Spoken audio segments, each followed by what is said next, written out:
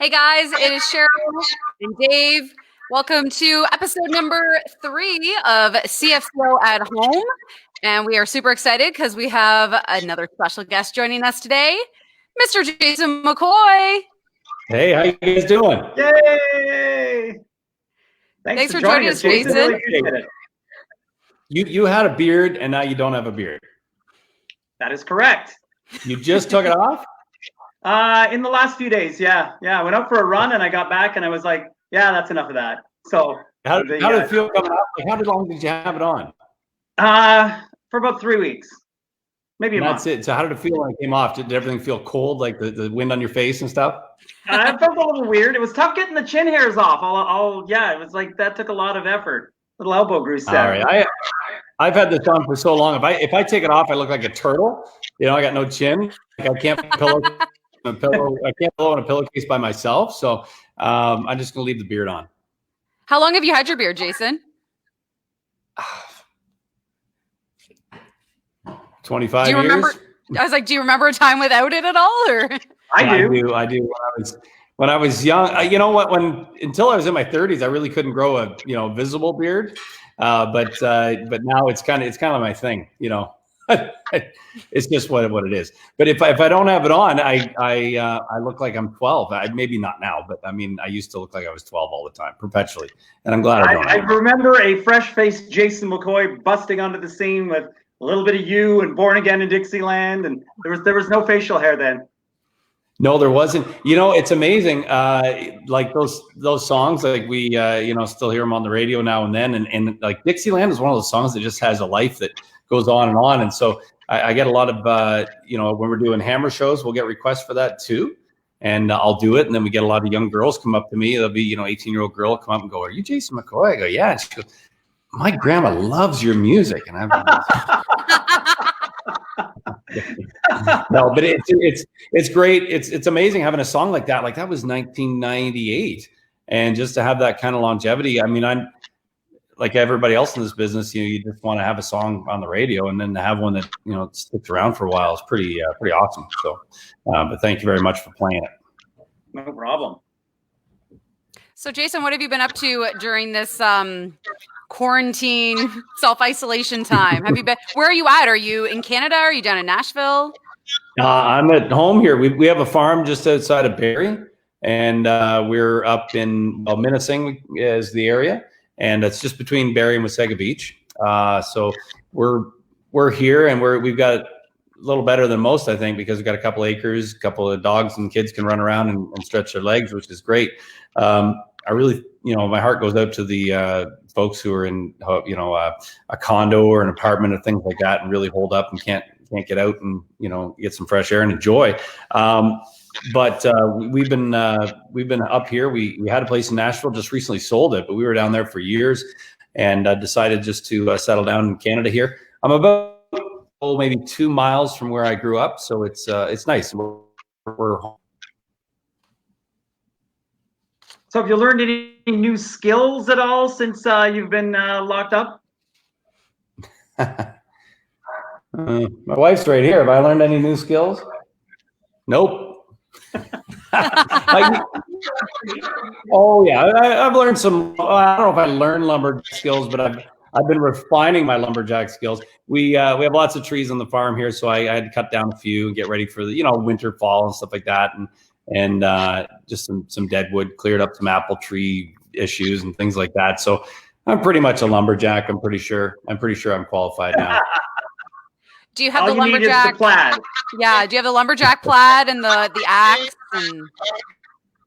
No, I guess I got lumberjack plaid. I don't have the real cool, thick, the real thick stuff. The Chatham dinner jacket. I don't have that.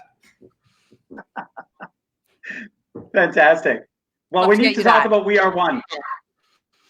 Man, this is incredible. So, my friend Jim Payetta, he owns the Barrie Colts up here. He started out as a musician years ago, and then he got into business, and that led him to buying the hockey team, and he's done very well for himself, but he's wanted to get back into the music business for the last few years, just writing songs. So he gives me a call, and we write songs. Last year we wrote Zamboni for the Road Hammers, and this this all went down with the pandemic, it landed in Canada, and he thought, let's get together and write a song maybe to, raise hopes. And then we started talking a little further, and we thought, well, what if we could raise money? And how would we do that? And what would we raise money for? And so we decided, first of all, we'd try to record this song in a different way. Of course, we'd have to record everybody in isolation and do their parts and then send it to us at the studio. And so we started off with our musician friends. So the boys of the Roadhammers, got them involved, Clay and Chris, and they were the first call. And then we called Greg Morrow, play drums in the U.S. We called Steve, our drummer in Winnipeg, to play percussion. And once we got the music all situated, then we thought, well, we need some vocal guests on this thing. And let's try and get guests from as far and wide as we can around the globe. And I was sitting with my daughter, and we were talking about New York and how it had really been hit hard just a few weeks ago. They were the epicenter of this whole thing. And I was telling her, I said, really great to get a choir on this thing because it just feels like it needs it. And I'd love to have the Harlem Gospel Choir because I've been a big fan for years. I'd seen them play live, and they played at Aretha Franklin's funeral, and I saw them on CNN one time. They're just amazing. And so my daughter found the contact info for them on a website, and I sent an email and thought, never going to hear back. 10 minutes later, Anna Bailey, the manager of the choir, calls me back and says, we think this would be a beautiful message to get out to the rest of the world from here in New York. And so that just kicked things off. And then Ed Robertson of the Bare Naked Ladies jumped on board. Gordie Johnson of Big Sugar, Derek Rutan, I've written lots of songs with him over the years, and then Tim Hicks, the Hunter Brothers. And then that led to my friend Pavlo, who's of Greek descent. He lives in Toronto, but he was on a Christmas special I did years ago for CMT.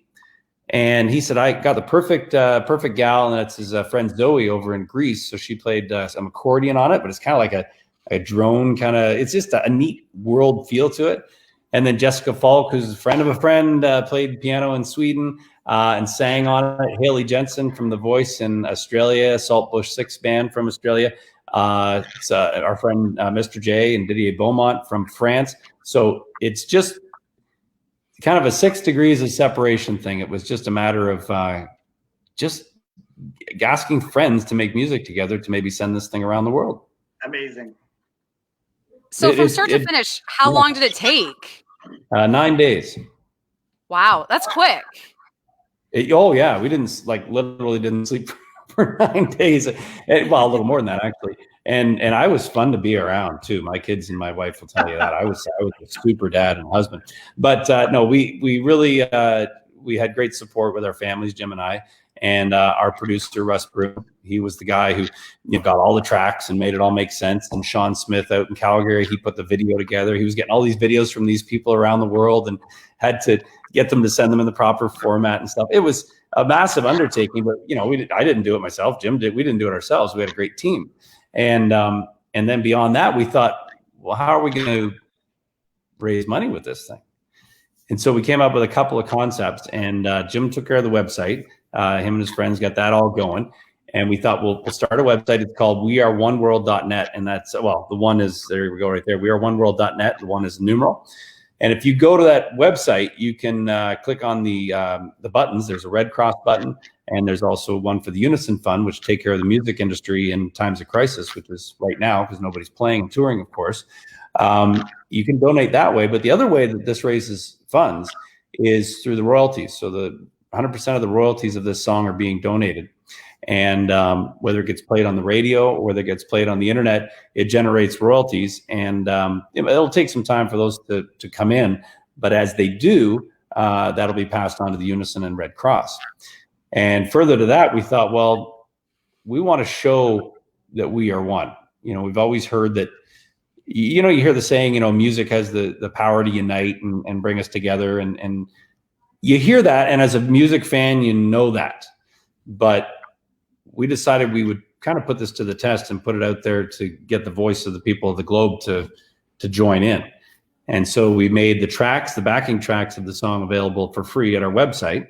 You can download them just kind of like a karaoke track, make the song your own, post it on socials. Or if you're a little more tech savvy, you can download all the stem tracks, sorry, really tired. The stem tracks and you can remix it like a record and make it your own. But we just ask people post it on their socials and then hashtag We Are One World Song, and then we share it on our socials, and around it goes, and that's what it's all about.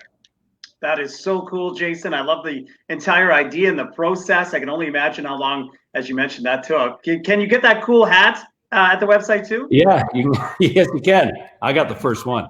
But yeah, it's great because folks have been buying the hats as well. That raises money for it. And what's really cool is we started the challenge. We started these challenges off asking people to either join in on the music challenge or hang on one sec, or do our sign challenge. So we've asked folks to jump in with a sign like this and just make sure you post it on your socials. It's We Are One World Song. But, we started off by challenging the mayor of Barrie, Jeff Lehman, who's a friend of mine. He's a drummer in a band here. And he's got a real heart for music. He really likes to foster a good music scene here in Barrie. So he kicked it off and he's challenged others, and it's just snowballed from there. So now we're starting to get our, recording artist friends involved.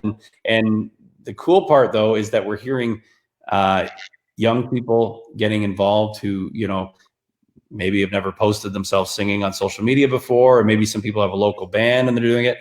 We had a guy remix the song from China. We had a woman just send in a video from the Ukraine.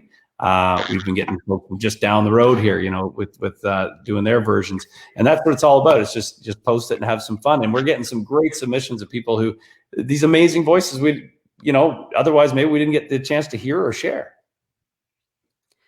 So Jason, are you guys planning on doing a music video or anything for this too, or? Well, we did do a video. It's on our YouTube channel, and you can get to that through weareoneworld.net. You can see our video of all the people who were involved initially. But we're thinking, you mean like getting everybody who's been involved, maybe making a collage kind of video? Yeah, something like that. I think that'd be pretty cool, wouldn't it? Maybe we'll take some highlights from around the world and make it into one kind of mosaic kind of video. I think it'd be great. So there's a lot of opportunities to do that kind of thing. The sky's kind of the limit. It's just a matter of letting the song go do what it does, and it's doing what it's doing. So it's neat because we're kind of realizing that we are all connected. Like you can kind of see the trace of one person's challenge and they go to another, and it's neat to see where the song travels.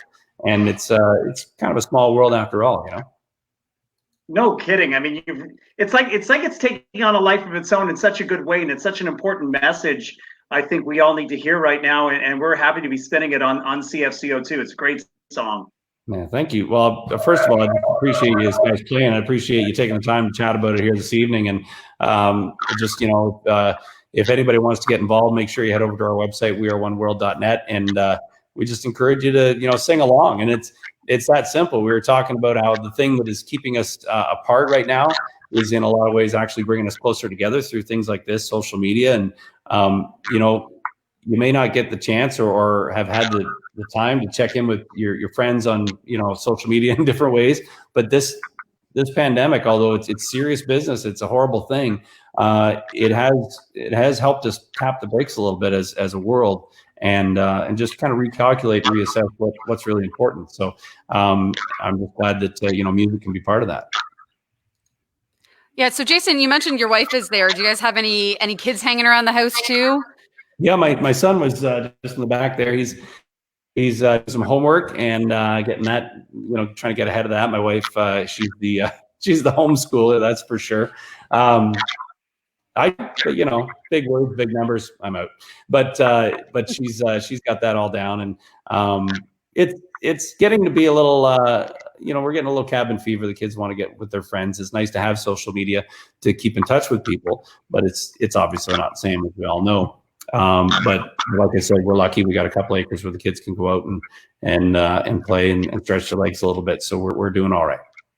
Well, and with any luck, and hopefully, by the fall or into the summer, this will be in the rear view, as it were.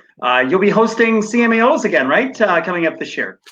Man, I'm excited. I'm excited for that. I'll be co-hosting with Jennifer Campbell, and I'll tell you, it's going to be a great year. I mean, look at the the nominees. I mean, we've got Megan Patrick last year was she took home 12 or was up for 12 or something like that. She's up for 6 this year. She's leading the pack with the Rec Laws. They're both neck and neck for 6, I think. Tim Hicks up for 4 or 5, and it just, when I was starting out, we didn't really have an Ontario country music association like this. We didn't even have CMT when I started. We had NCN, the New Country Network. Remember that? Yes. So, and now CMT doesn't even play videos anymore. So I was here before and after the video stations in Canada. Anyway, enough of that. But it's so neat to see the Ontario, country scene setting the pace, not just for Canada, but for the rest of the world. I mean, it's never been stronger. And not just the artists, but I mean the industry here. The radio is just such a part of the community that helps foster that talent as well. And the business side, as you guys know, all the managers, agents, we've got so many talented people coming from this province too. So CMA Ontario has just been a great way to celebrate all that. So how many years now have you hosted the CMAOs, and do you like hosting award shows like that? I do like hosting it. How long have I been? How many years? Well, if you ask some people, probably too many. But I'll do it until they tell me not to. But I really enjoy it. I do. And one of the reasons, I guess 4 years, 5 years. But one of the reasons I really enjoy it is because I get to just like yourselves. When we're there. When we do things like this and we get to interview, we get maybe stopped by the station when things are back to normal. It's a fairly quick chat, right? But when you're at the CMAOs and it's a full weekend of the music business, you get to spend a little time and find out what's going on, more than the Coles notes, right? And I think that's what I enjoy about it the most. Hosting or not, just being there or hosting, I enjoy it. So we've gotten a couple of comments on Facebook about loving to see you and the Roadhammers back in Chatham-Kent again at some point. I know it's hard to make those long-term plans right now, but boy, we'd love to see you back up this way again. Man, I would love that. We always love playing in Chatham-Kent area. And as far as Roadhammers go, I was actually just on a conference call with the guys a couple hours ago. We're working on some new music, so that's been a challenge lately because we haven't had anything new out in a couple of years, and we don't have a lot of records out. Like we don't have that many songs out at radio. We're pretty sporadic when it goes to records. It comes to records because we're a very specific type band, But we're kind of picky, I guess is what I'm saying. But I think we got some really great stuff coming your way in the next few months. We'll have a little sneak peek, hopefully. And we've actually got a thing called the Hammer Hang going on tomorrow night on our Instagram page. So this is all brought to you by Tim Hortons, and it's all to help celebrate truckers and celebrate the frontline workers who keep the wheels spinning around, literally. We're celebrating the road warriors. So that's tomorrow at 7 p.m. Join us. I believe we're going to have a couple of special guests, maybe let's see, Aaron Pritchett and Tim Hicks maybe, and maybe some others. So, but we're going to do that for the next 4 Thursdays. So we hope folks can join us on Instagram. Very cool. So you guys going to be playing any new music or debuting new stuff? Maybe. Might have to tune in and find out. I do know. That made so secretive. Yeah, right. We'll probably give a little sneak peek tomorrow. It's tough because the stuff that we're doing, you want it to be played like it is in the studio, right? And then when you're on Instagram, it's a little tough because the rest of the guys can't join in. It's one person at a time, and there's delay. So like I can't play and then have Clay jump in or Chris or whatever because there's delay. It doesn't work. You have to pre-record those things. But I might give a little sneak peek on the guitar. Well, you've definitely got some very dedicated fans. I do remember one show you guys played up this way. And do you remember this, Cheryl? There was a group of young guys around us. It was near the end of the night, and you were getting into the encores, and they wanted to hear Overdrive. Oh, and they were chanting that. And I don't even remember if you guys played it or not, but boy, you've got a dedicated group of fans for sure. I got to tell you, this is off the hook. I have had an amazing career where I've had the chance to be a solo artist, and I've had great luck at radio, and it's just been wonderful. And the Roadhammers is a whole different thing. It's a brotherhood to us, right? And then with the fans, it's It's a community. So we've had people come up to us and they've got matching Roadhammer tattoos. Like we've seen lots of tattoos of the Roadhammer logo on people, which is just blows my mind. That's dedication. And we got the best fans in the world. Like, I mean, every band says that, but it's absolutely true. And we started out because we thought, you know, this is something that can pay tribute to the people that we spend the most amount of time with, and that's those on the road. So, you know, we weren't truckers per se, but we were living the same life. We're in the same, you know, truck stops and restaurants, and we kept the same hours, and, you know, we'd have a bus driver and a truck on the road. So it just felt like this was our lifestyle, and it really spoke to us. And I think we all have a restless spirit inside, and we've said that many times, but that's kind of at the core of what the Roadhammers are. Well, I know I can't wait to hear some new music from the Roadhammers. I know you mentioned something about laying down some tracks, some vocals earlier today, maybe. Yeah, I've been doing lots of interviews with the We Are One song, and so I've been talking a lot and drinking a lot of coffee, and I haven't been sleeping a whole lot. I'm really tired, but it's all worth it. But my voice is shot, so I'm supposed to do a couple of vocals for the guys, and so it's taking a little longer time, but that's fine. We'll get to it. But it's pretty exciting. I'm always amazed when you go through a Roadhammer record. It's like, it's not like making any other. I made Jason McCoy records and worked on other people's records, and that's kind of one of those things that you do it and you do it as it comes, and it's just part of your life. But when you make a Roadhammer record, it is your life. You know, it's kind of an all-consuming thing. It's like a planet, and you just get sucked into the orbit. I don't know what it is about Roadhammer records per se, but it just consumes. At least it does for me. It consumes me because I get caught up in the dream of it. Like I see not just the recording or hear the recording, but I see the live show, and then I think we need this lighting, and we need this video, and it's just a very visual type music. You know, it's got a real heartbeat to it. So it's an all-consuming process for me, and I just have to, you know, make sure I have the right time to dedicate it. Well, your version of "I've Been Everywhere" is still one of my all-time favorite versions of that song. I think it's just fantastic. Thank you. I love that song, and ever since I was a kid, as most of us, you know, we grew up listening to Johnny Cash and of course the Hank Snow version.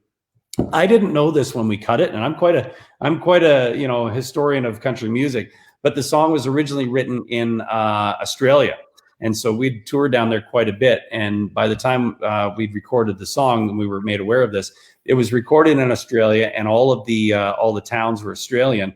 And man, they are hard to sing. Well, Hank Snow was touring down there years ago, and he came across this song, and then he said, well, I'd like to, you know, make it, you know, North American towns. And he did, and it became a massive hit. So he's kind of like a co-writer on it, you know. But when we went to Australia, we were asked to, hey, can you release an Australian version of it? So we did. We had to learn all the Australian towns. And then we went down there. That was one thing because we're in the studio, but we had to stop and start the tape, you know, to do it. We're learning it all phonetically because they got some. I've been to Killamore. It's just the towns are off the hook. But and then we had to sing it live, and that was amazing.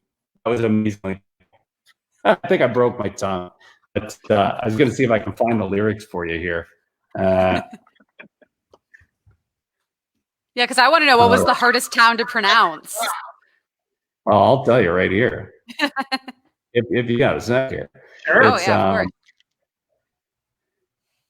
It's absolutely staggering. Like to be quite honest, we were supposed to do the whole song live, and we chickened out. We could only do 2 verses. I've been to Tullamore, Seymour, Lismore, Marlullabar, Nambour, Maroochydore, Kilmore, Marwillabar, Birdsville, Emmaville, Wallaville, Connemine, Strathpine, Proserpine, Ulladulla, Darwin, Gin, Deniliquin, Muckadilla, Wallambilla, Bugabilla, Cumberilla, Amakilla. That was my. Yeah, wow. It's incredible. Maury, Tory, Jilbury, Bambaroo, Toowoomba, Kunada, Wallamula, and so it just goes on and on. They got wild. And the thing about Australia I just love is that they're just like Canadians, but it just seems like everything has it's like being in a movie set where they're making fun of Canadian towns or something, because nothing makes sense, but we're kind of like one and the same, you know. They just have a little different lilt in their talk and all that. But I love the Australian culture, and there's a lot of Canadians down there, and we have a real kinship because we're, you know, part of the British Commonwealth.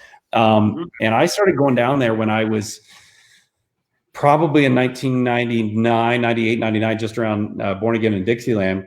And I'll never forget the first time I went down. I went to Amworth, which was their big country music festival. And I was really tired. It's a 21-hour flight. And I got to the hotel, and we got in late at night. And in the morning, we went for breakfast. And it was across the street from the hotel. So as I'm getting off the sidewalk to cross the street, I was looking the wrong way for cars, right? I almost got nailed by a car. So it was just, I was like, hey, you're not in Kansas anymore. But it's quickly become a second home for us, and we just love it. It's full of great folks. And on the We Are One project, we had Haley Jensen, who was on The Voice in Australia, and a band we just toured with while we were down there this last summer were the Saltbush Six, and they were the original band for Keith Urban. So guys like Marlon Holden on bass and Alan Cameron on guitar. These are the guys that Keith really learned his craft from. And they're just absolutely full of rich history and stories, and they are supreme musicians. I mean, these guys are world-class, and everybody who's a musician knows who these guys are. And it was just a real honor to have all of these folks on the record.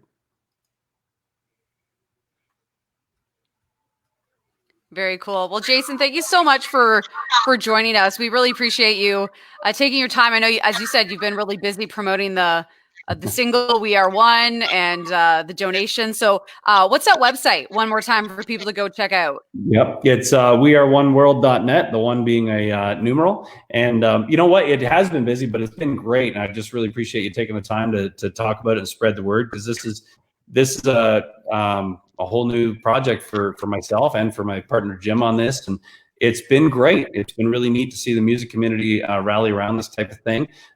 There are a few songs out there that are doing this as well, so we're not unique in that, but we are unique, I guess, in giving away the tracks for free to get everybody to do their versions, and that's really what we're encouraging. Everybody on the record, we got them on there because we're friends of a friend, and that's what we're asking people to do all around the world, is just invite a friend to sing, and eventually we'll all be friends singing together. Well, put me down for one hat. I'm going to go to your site as soon as we're done. As a follically challenged man, I love a good hat, so I like the look of that. Yeah, I'm going to be right on, man. That's great. Well, I appreciate the support. And once again, it's great to see you guys. I can't wait to get the chance to get down and see you in person. And if we don't see you down in your area before, we'll see you at the CMAs. It's going to be Sunday, October 4th, I believe, at the Centennial Center in London. Looking forward to it, Jason. Thank you so much. Right on. Thank you. Thanks, Dave. Thanks, Cheryl. Have a great night. You too.